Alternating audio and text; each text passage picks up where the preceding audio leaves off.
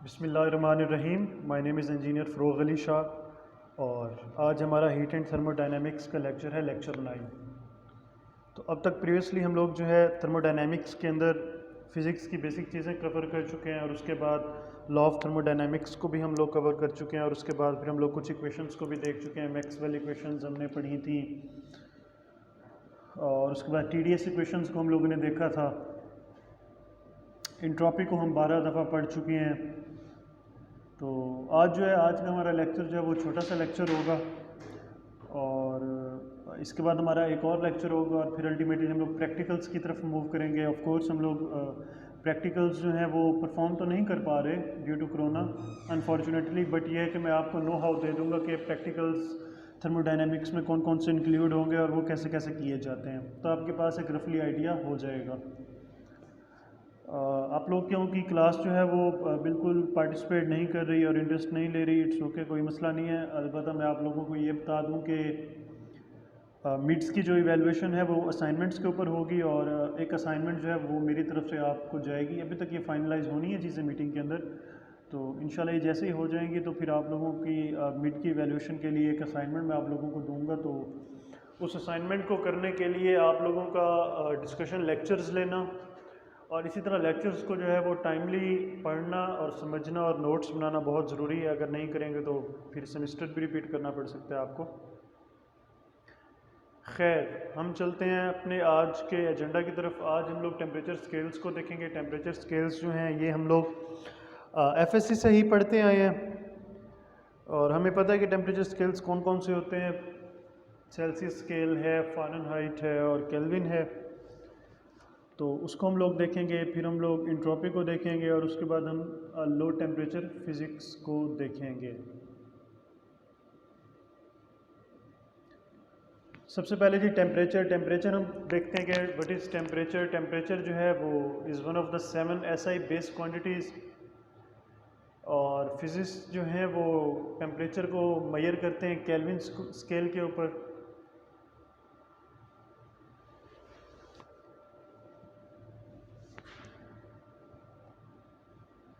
और फिर उसके बारे में यहीं पर डिटेल दी गई है। बेसिकली टेम्परेचर के बारे में आप लोग स्टडी कर लेंगे। हम डायरेक्टली अपने टॉपिक की तरफ चलते हैं, सेल्सियस एंड फ़ारेनहाइट स्केल्स की तरफ। तो यहाँ पर हम लोग इसको एक्सप्लेन करेंगे। इक्वेशंस जो हैं वो ऑलरेडी आपको इसकी पता है, उनको भी हम एक्सप्लेन करते हैं। तो यहाँ पर आप लोग देख रहे हैं कि सबसे पहले तो कोरेस्पॉन्डिंग टेम्परेचर्स दिए गए हैं। बॉइलिंग पॉइंट ऑफ वाटर जो है वो 100 डिग्री सेंटीग्रेड है, फ़ारेनहाइट के ऊपर जाकर 212 होता है। और इसी तरह नॉर्मल बॉडी टेम्परेचर जो है वो 37 डिग्री सेंटीग्रेड होता है, जबकि फ़ारेनहाइट के अंदर 98.6 होगा। और इसी तरह बाकी जो हैं चीज़ें वो भी बताई गई हैं।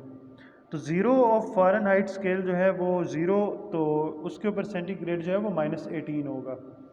और स्केल्स को इनसाइड जो ये दोनों स्केल्स हैं वो आपस में इक्वल कहाँ पर जाके होते हैं, ये MCQs पॉइंट ऑफ व्यू से या न्यूमेरिकल पॉइंट ऑफ व्यू से बहुत ही ज़रूरी चीज़ है। वो यही है कि स्केल्स जो हैं वो कोइंसाइड कहाँ पर करते हैं, सेंटीग्रेड और फ़ारेनहाइट का। तो वो अल्टीमेटली -40 के ऊपर जाके दोनों सेम हो जाते हैं।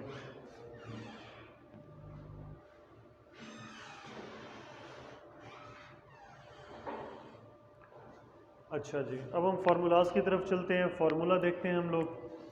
पहले तो केल्विन वाला फार्मूला देखते हैं। सेल्सियस से हम लोगों ने, अगर केल्विन से हम लोगों ने सेल्सियस में आना है तो T-273.15 डिग्री है, ये आप लोगों ने पढ़ा हुआ है। उस तरह फिर फ़ारेनहाइट का फार्मूला TF = 9/5 TC + 32 डिग्री पढ़ा हुआ है आप लोगों ने। और फिर यहाँ पर आप लोगों को केल्विन, सेल्सियस और फ़ारेनहाइट टेम्परेचर स्केल जो है वो कंपेयर नज़र आ रहे हैं।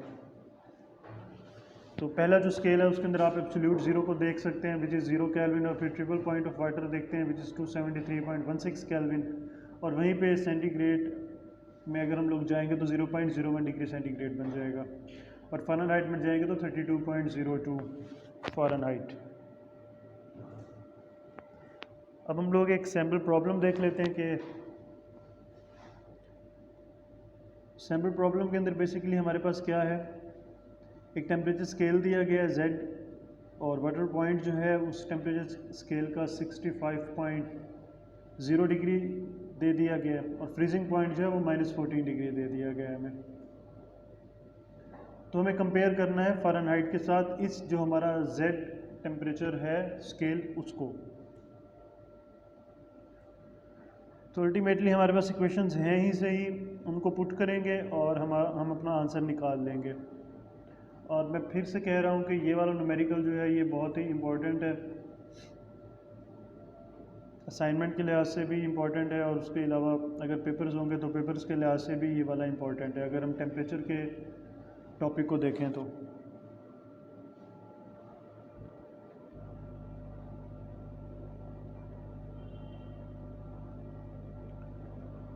अच्छा जी, अब हम इन चीज़ों को थोड़ा एक्सप्लेन करते हैं। ये वाले जो मैंने आप लोगों को लिंक्स दे दिए हुए हैं, लिंक्स के ऊपर जाएंगे और आप लोग मज़ीद इसको पढ़ेंगे। तो अब डिटेल में पढ़ते हैं कि सेल्सियस स्केल को, सेल्सियस और centigrade is a scale of unit of measurement for temperature, और ये मोस्ट कॉमनली यूज़ होने वाला है। अब जो की पॉइंट्स हैं, की पॉइंट्स आप लोग यहाँ पर देख लेंगे कि जो डिग्री सेल्सियस है can refer to specific temperature on Celsius scale as well as unit to indicate a temperature interval, a difference between two temperatures और अनसर्टेनिटी। और इसी तरह बेस्ड ऑन रिलेशनशिप आपको बता दिया है सेल्सियस और केल्विन का, जो हम लोग पहले ही पढ़ चुके हैं। T Celsius is equal to T kelvin minus 273.15। की टर्म्स हमें बताई गई हैं कि केल्विन क्या है जनाब, केल्विन है इन इंटरनेशनल ऐसा unit the base unit of thermodynamics temperature 1/273.16 of the thermodynamic temperature of triple point of water symbolized as के।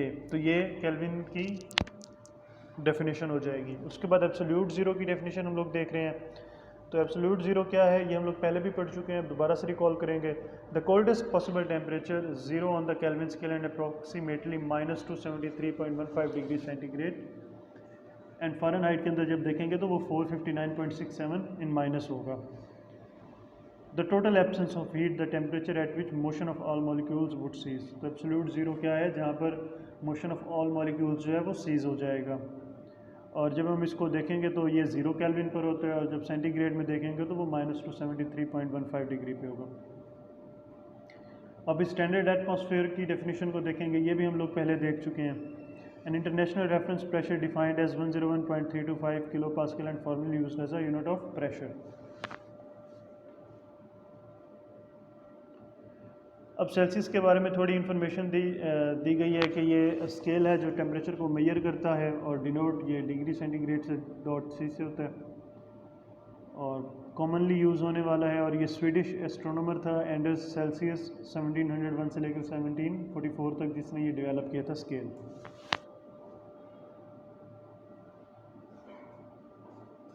और फिर आप लोगों को यहाँ पर एक ये स्केल नज़र आ रहा है जो मेजर कर रहा है इन सेंटीग्रेड।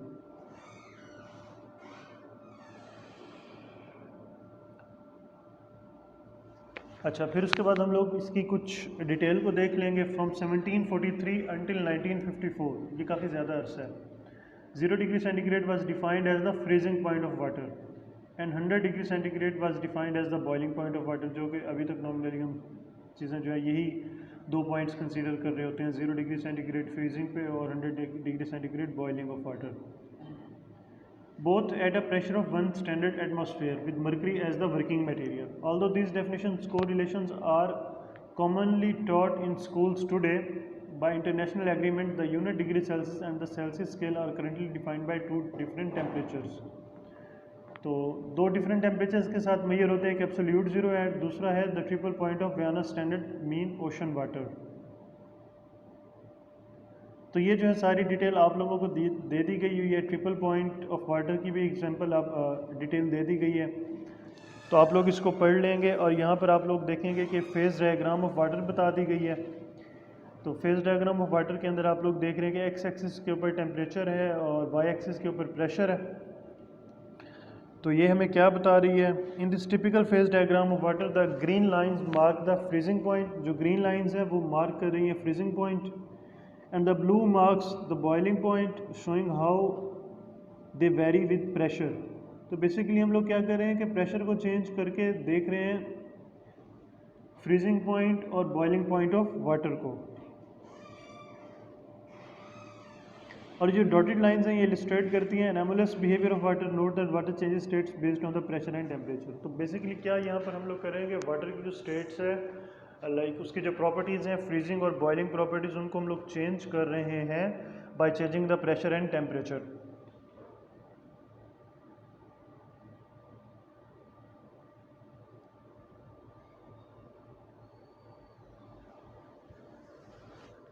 अच्छा जी,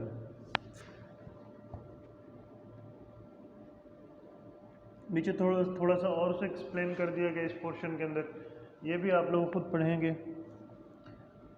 उसके बाद हम फ़ारेनहाइट की तरफ चलते हैं। फ़ारेनहाइट के अंदर हम लोग देखते हैं कि the freezing point of water is defined as 32 degree while the boiling point of water is 212 degree.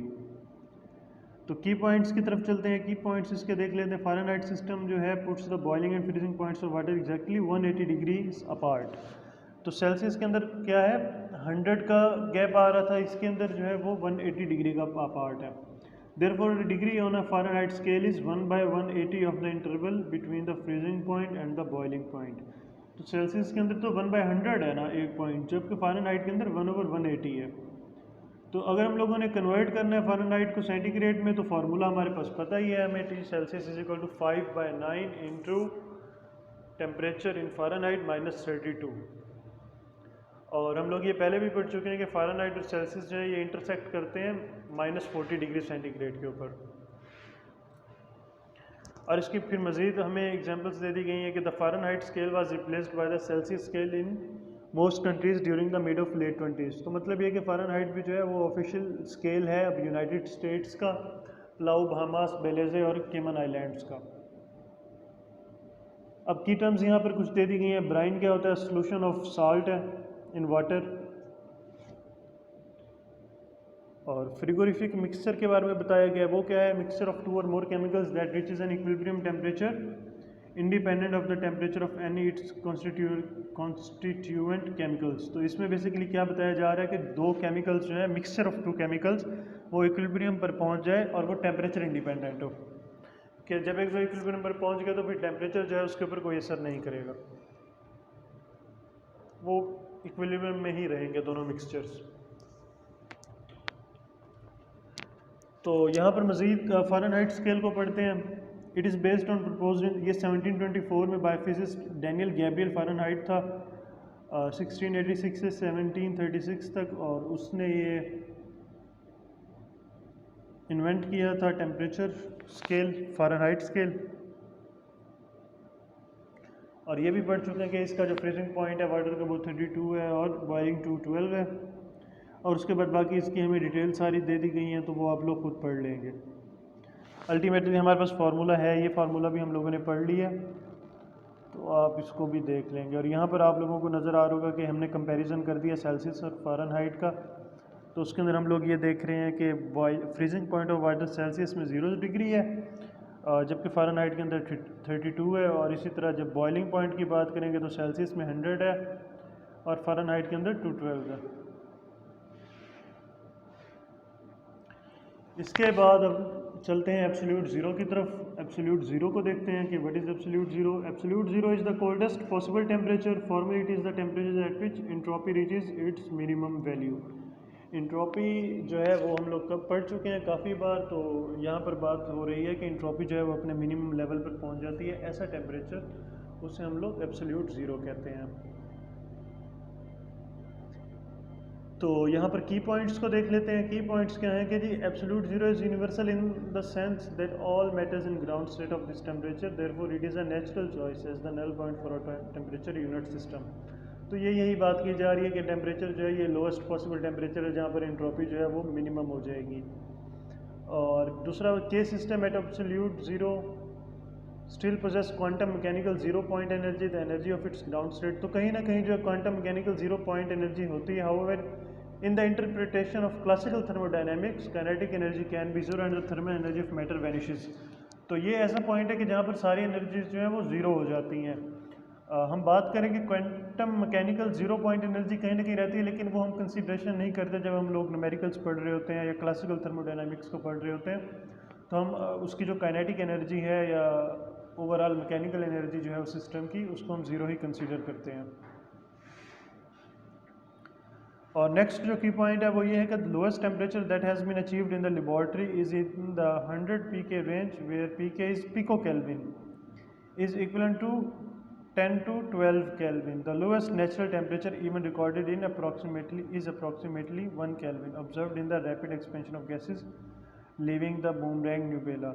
तो उसके अंदर बेसिकली हमें बता रहे हैं कि लोएस्ट नेचुरल टेम्परेचर जो अब तक हमने रिकॉर्ड किया वो अप्रॉक्सीमेटली अब तक 1 केल्विन ही किया है। और फिर की टर्म्स हैं, इंट्रोपी फिर से मेजर कर रहे हैं, measure of how evenly energy or some analogous properties distributed in a system, study of energy ही है इंट्रोपी। और थर्मोडायनेमिक्स तो हम लोग पहले देख ही रहे हैं कि जो हीट और एनर्जी और वर्क को देख रही होती है। अब यहाँ पर हमें ग्राफ नज़र आ रहा है, ग्राफ के अंदर एक्स एक्सिस के ऊपर टेम्परेचर है और वाई एक्सिस के ऊपर प्रेशर है, और ये वेरियस गैसेस के लिए दिया गया है चेक करने के लिए, गैस 1 है, 2 है, 3 है, 4 है, और उसके ऊपर डिफरेंट हम लोग टेम्परेचर और प्रेशर की कैलकुलेशंस देख रहे हैं। ये आप लोग पढ़ लेंगे, ये आसान है।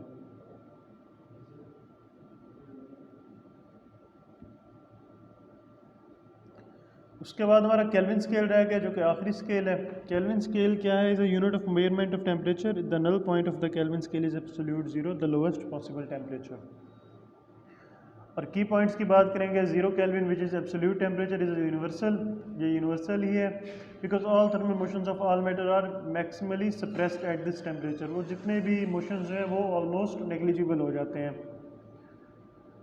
और उसके बाद फिर हम लोगों ने इसका दूसरा पॉइंट देखना है, the Kelvin scale is used extensively in scientific work because a number of physical quantities such as the volume of an ideal gas and directly related to absolute temperature।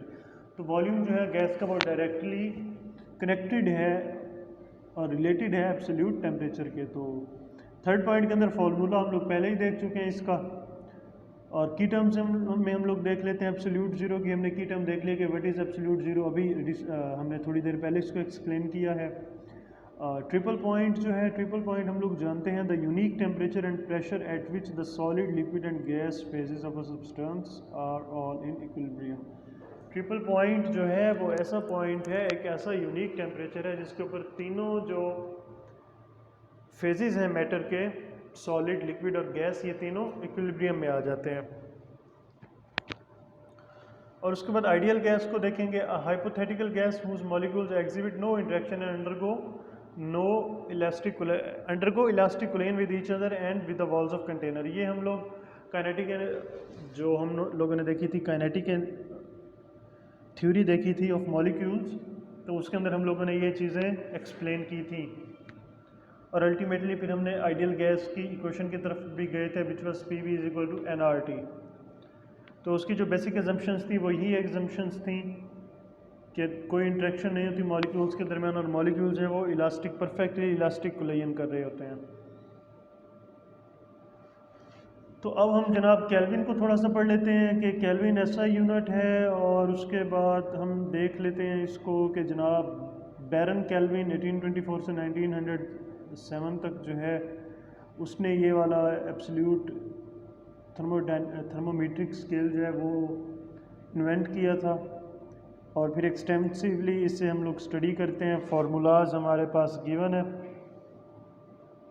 और ये आप लोग देख रहे हैं relationship between the temperature scales, ये different scales हमारे पास हैं, और फिर हम उसका देख रहे हैं। ये हमारे पास 3 स्केल्स हैं ना, पहला फ़ारेनहाइट है, दूसरा जो है वो सेल्सियस है, और तीसरा जो है वो केल्विन है।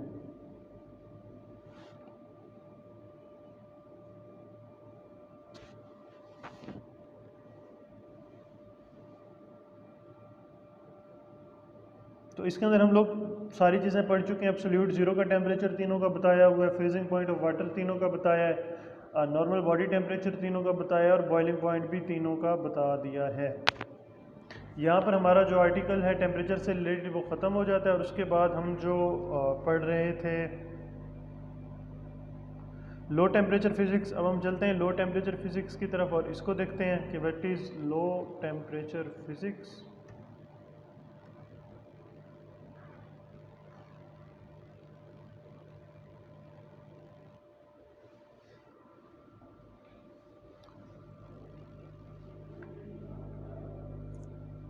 अच्छा जी, अब सबसे पहले तो बात ये करते हैं कि hallmarks of low temperature physics have been the quest for ever lower temperatures. तो ये हमेशा से ही जो है ना एक हॉट टॉपिक रहा है लो फिज़िक्स जो है उसको स्टडी करने का एट लो टेम्परेचर पर फिज़िक्स की जितनी भी प्रॉपर्टीज़ हैं उनको स्टडी करने के लिए। और फिर इसी सिलसिले में रिमार्केबल डिस्कवरीज भी हुई हैं along the way and the many studies of the working of quantum mechanics at the macroscopic scale। तो मैक्रोस्कोपिक स्केल के ऊपर भी काफ़ी डिस्कवरीज हो चुकी हैं इससे रिगार्डिंग। ये आप लोग इसकी डिटेल्स हैं बताई गई हैं, ये आप लोग इसको पढ़ लेंगे। और इस तरह नोबेल प्राइजेस की बताई गई है कि नोबेल प्राइज़ जो है वो किस किस ने जो है वो हासिल किए थे और क्या क्या उनका वर्क था। इन लो टेम्परेचर फिज़िक्स की बात हो रही है। फिर हम बात करते हैं सुपर कंडक्टिविटी की। अच्छा, सुपर कंडक्टिविटी को हम लोग देखेंगे लो फिज़िक्स के अंदर, लो टेम्परेचर फिज़िक्स के अंदर कि बड़ी सुपर कंडक्टिविटी और इसके ऊपर किस किस ने काम किया था। जिस तरह हमें बताया गया कि थ्योरी ऑफ जॉन बर्डीन है, लियोन कूपर है, रॉबर्ट श्राइफर है। तो इन सब लोगों ने जो है वो सुपर कंडक्टिविटी के ऊपर काम किया था। और ये आप लोगों को इस जो ये वाला आर्टिकल है, ये वाला पैराग्राफ है, इसके अंदर आप लोगों को सारी एक्सप्लेनेशन मिल जाएगी।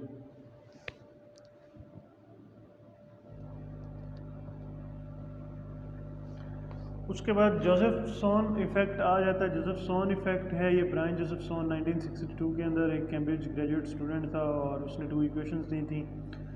और फिर इसको आप लोग स्टडी करेंगे कि इसने क्या काम किया था और ये जोसेफसोन इफ़ेक्ट क्या होता है। फिर सुपर फ्लूइडिटी की बात हम लोग करेंगे। सुपर फ्लूइडिटी किस किस ने दिया था, पीटर कैप्टिजा था और जैक एलन था, उन्होंने काम किया इसके ऊपर, उन्होंने क्या सर्व किया ये आप लोग देखेंगे।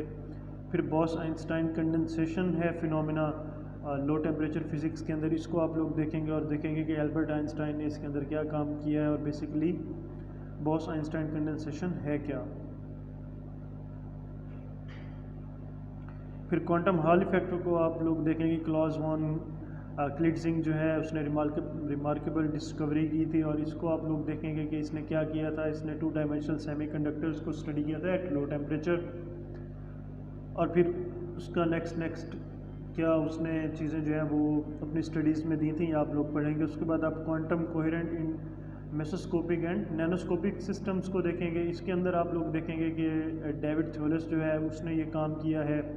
उसके साथ साथ फिल एंडरसन ने और नेविल मॉर्ट ने इसके अंदर काम किया और इन्होंने क्या क्या काम किया ये भी आप लोग डिटेल में पढ़ेंगे। और फिर अल्टीमेटली आप लोग एप्लीकेशन देखेंगे लो टेम्परेचर फिज़िक्स की कि हमारे पास कौन कौन सी एप्लीकेशंस हैं। और इस आर्टिकल के अंदर एप्लीकेशंस जो हैं वो मोस्ट इम्पॉर्टेंट है। अगर मैं इसे बात करूं पेपर पॉइंट ऑफ व्यू से तो मैं सिंपली जो है डेफिनेशन पूछ सकता हूं। मैं आपसे ये डिटेल नहीं पूछूंगा कि कौन से साइंटिस्ट ने कौन से ईयर के अंदर कौन कौन सा इसके ऊपर वर्क किया। मैं सिंपली आपसे पूछ सकता हूँ कि मुझे सुपर कंडक्टिविटी बताएं कि क्या है, मुझे जोसेफसोन इफ़ेक्ट बताएं कि क्या है, मुझे सुपर फ्लूइडिटी बताएं कि क्या है। इसी तरह बॉस आइंस्टाइन कंडेंसेशन में आप लोगों से पूछ सकता हूँ। क्वांटम हॉल इफेक्ट के बारे में पूछ सकता हूँ कि ये क्या है और किसने डिस्कवर किया था। सिंपली मतलब एक लाइन में उस बंदे का नाम कि जिसने इसके ऊपर काम किया है, जिसने डिस्कवर किया, और फिर 1 से 2 लाइनों में इसकी डेफिनेशन कि ये बेसिकली है क्या, फिनोमेना है क्या। तो आप लोगों का जो मेन फोकस है इस आर्टिकल के अंदर वो एप्लीकेशंस के ऊपर होना चाहिए, क्योंकि एप्लीकेशंस बहुत इंपॉर्टेंट है कि हम लोग पूछेंगे कि लो टेम्परेचर की हैं वो एप्लीकेशंस क्या हैं लो टेम्परेचर फिज़िक्स की। तो यहाँ पर आप लोग देखेंगे कि आपको मेटल्स और सेमीकंडक्टर्स की डिटेल नज़र आएंगी, उनका बिहेवियर नज़र आएगा एट लो टेम्परेचर। और इसके साथ साथ जो है आप लोग खुद भी इस सारे आर्टिकल को गूगल करेंगे अलग-अलग हर पॉइंट को। जिस तरह सुपर कंडक्टिविटी है उसको अलग से आप लोग गूगल करके उसकी डेफिनेशन को देखेंगे और नोट्स बनाएंगे। ये आप लोगों की एक तरह की असाइनमेंट भी है और ये आर्टिकल बहुत ज़्यादा इंपॉर्टेंट है। इसको आप लोगों ने पढ़ना है। 30 ईयर्स की, लास्ट 30 ईयर्स की एप्लीकेशंस हैं और सब कुछ है। फिर उसके बाद फ्यूचर एस्पेक्ट है कि फ्यूचर में आने वाले वक्त में जो है कौन कौन सी डिस्कवरीज होने के चांसेस हैं और कौन कौन से ऐसा रूम है जो स्टिल गैप है जहाँ पर अभी तक काम नहीं हुआ, और रिकमेंडेशंस क्या देते हैं आज के साइंटिस्ट्स इस बारे में। तो इस लेक्चर के अंदर जो है आप लोगों के लिए असाइनमेंट जो है वो ये है कि लो टेम्परेचर फिज़िक्स के ये जो हमने 5 से 6 फिनोमेनास पढ़े हैं, इनकी आप लोग डेफिनेशंस को देखेंगे और इनकी आप बेसिक्स को देखेंगे और नोट्स बनाएंगे। इसी के साथ आप जो है वो एप्लीकेशंस को देखेंगे और फिर नोट्स बनाएंगे उसके, और फिर उसके बाद फ्यूचर हॉरिजन्स को भी आप लोग देखेंगे। इसी के साथ साथ टेम्परेचर जो है, टेम्परेचर को हम लोगों ने पढ़ लिया, उसके अंदर तो तीनों टेम्परेचर्स हैं, उनकी कन्वर्जन आपको आनी चाहिए। और जो सैम्पल प्रॉब्लम हम लोगों ने देखा है उसका आप लोगों को पता होना चाहिए कि ये पता होना चाहिए कि फ़ारेनहाइट और सेल्सियस जो है वो कोइंसाइड कहाँ पर कर रहे होते हैं, किस टेम्परेचर पर। ठीक हो गया। आज के लिए हमारा लेक्चर इतना ही है इंशाल्लाह, और इंशाल्लाह नेक्स्ट लेक्चर में मुलाकात होगी। कोई भी इशू हो तो फिर मुझसे कंसल्ट कर लीजिएगा। अल्लाह हाफिज़।